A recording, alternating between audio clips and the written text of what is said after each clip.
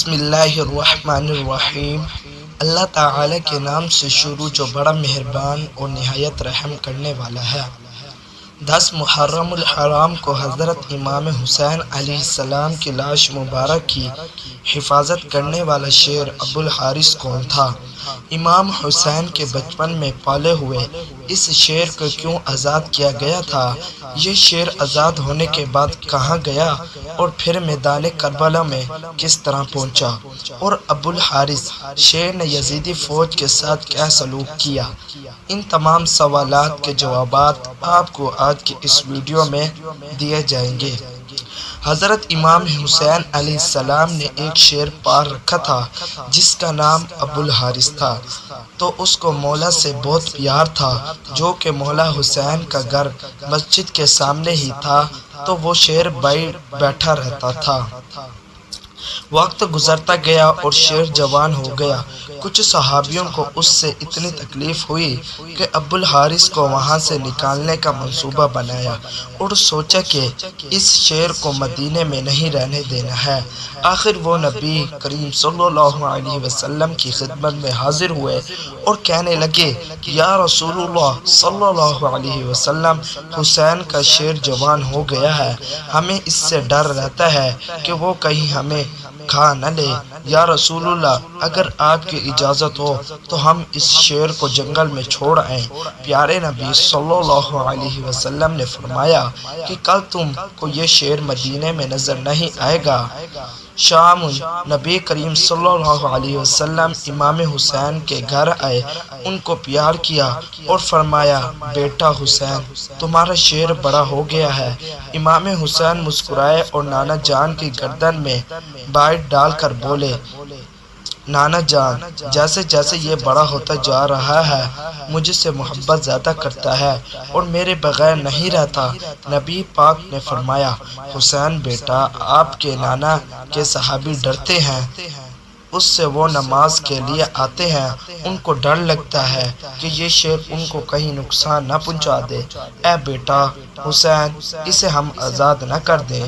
یہ کہنا ہی تھا کہ اتنی جلدی حضرت امام حسین کے آنسو اتنے بڑے بڑے نکل آئے، مگر مسکراتے ہوئے فرمایا کہ نانا جان، آج کا دن نکال لیجئے، کل ابوالحارث کو نظر نہیں آئے گا آپ کو۔ نانا جان نے فرمایا کہ اے بیٹا حسین، آج کے دن کیا کرو گے؟ امام حسین روئے اور فرمایا، نانا جان، دیکھیے باہر شام ہو گئی ہے اور یہ وقت کسی کو گھر سے باہر نکالنے کا نہیں ہے۔ نبی پاک نے مولا حسین کو سینے سے لگایا۔ جب مولا تہجد کے وقت شیر کو خوراک دینے آئے تو ابوالحارث نے کہا کہ اے مولا، آج اتنی جلدی احسان؟ مولا نے ساری بات ابوالحارث کو بتائی۔ ابوالحارث نے کہا کہ ٹھیک ہے مولا، میں جاتا ہوں، پر ایک شرط ہے، پھر دوسری دفعہ ملاقات ضرور ہو۔ امام حسین علیہ السلام نے فرمایا کہ ٹھیک ہے، تاریخ یاد کر لو، 61 ہجری 10 محرم الحرام کو میدان کربلا کے ٹیلے کے پاس سے تمہیں ایک آواز آئے گی، بس اس آواز پر چلے آنا اور مجھ سے ملاقات ہو جائے گی۔ ابوالحارث نے کہا کہ اے مولا، مجھے آواز کون دے گا؟ کیا آپ دو گے؟ تو آپ نے فرمایا نہیں۔ کیا آپ کے بھائی عباس علمدار دیں گے؟ تو آپ نے فرمایا نہیں۔ پھر پوچھا کہ اے امام، پھر مجھے آواز کون دے گا؟ پھر امام علیہ السلام نے روتے ہوئے فرمایا کہ میری 4 سال کی بیٹی سکینہ سلام اللہ علیہا تمہیں آواز دے گی، یا تمہاری اماں فضا سلام اللہ علیہا آپ کو آواز دے گی۔ ناظرین، آج بھی کربلا میں وہ مقام موجود ہے جہاں کھڑے ہو کر بی بی فضا سلام اللہ علیہ نے ابوالحارث کو آواز دی تھی۔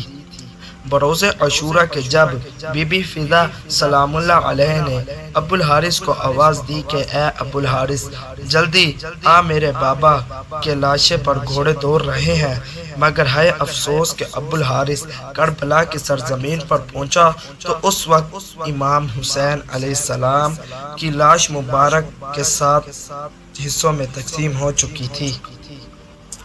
ادریس بن عبداللہ کہتے ہیں کہ جب امام حسین علیہ السلام شہید ہو گئے اور عمر سعد کے لشکر نے لاشا اقدس کو دوبارہ پامال کرنا چاہا تو بی بی فضا نے جناب زینب سلام اللہ علیہ سے کہا کہ بی بی ایک روز میں سمندر میں سفر کر رہی تھی، پھر میری کشتی ٹوٹ گئی اور میں ایک جزیرے پر پہنچ گئی۔ وہاں پر ایک شیر میرے سامنے آ گیا۔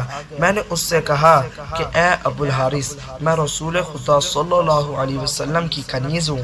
جب اس نے یہ سنا تو غراتے ہوئے آگے بڑھ گیا اور راستے کی طرف میری رہنمائی کی۔